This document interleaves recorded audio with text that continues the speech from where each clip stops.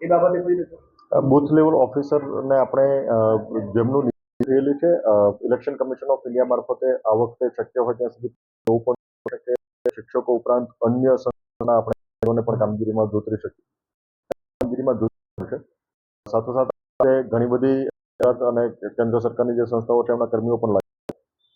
અત્યારે હાલના તબક્કે જે કામગીરી ચાલી રહી છે ચોક્કસ જહેમતપૂર્વકની કામગીરી છે, લાંબા સમયની ચાલનારી છે.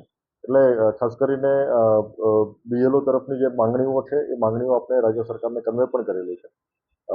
હાલના તબક્કે આપણો પ્રયત્ન એવો છે કે બીએલઓની જે હાલની તાત્કાલિક કામગીરી છે એ કામગીરીમાં એમને શક્ય હોય ત્યાં સુધી એક વ્યક્તિ ઉપર ભારણ ના આવે અને કામગીરી ડિસેન્ટ્રલાઇઝ મેનરમાં કરવામાં આવે, જેથી કરીને કોઈ બીએલઓની સમસ્યા ના ઉત્પન્ન થાય. એક્શન પ્લાન તૈયાર કરતો હોય બીએલઓની કામગીરી મેં શરૂઆતમાં જ કીધું એમ ઘટે એ માટેના સતત પ્રયત્નો ચાલુ છે. મોટી સંખ્યામાં આપણે આજે પણ આપણે અલગ અલગ કેન્દ્રો ઉપર બેસીને એમનું ડિજિટાઇઝેશનની કામગીરી હાથ ધરાય છે.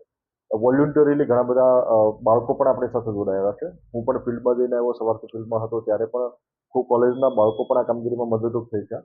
વિશેષ કરીને લોકો પણ જ્યારે બીએલઓ સાથે આપણે જવાનું હોય ત્યારે બીએલઓને સહયોગ કરે, આ કામગીરીમાં મદદ કરે.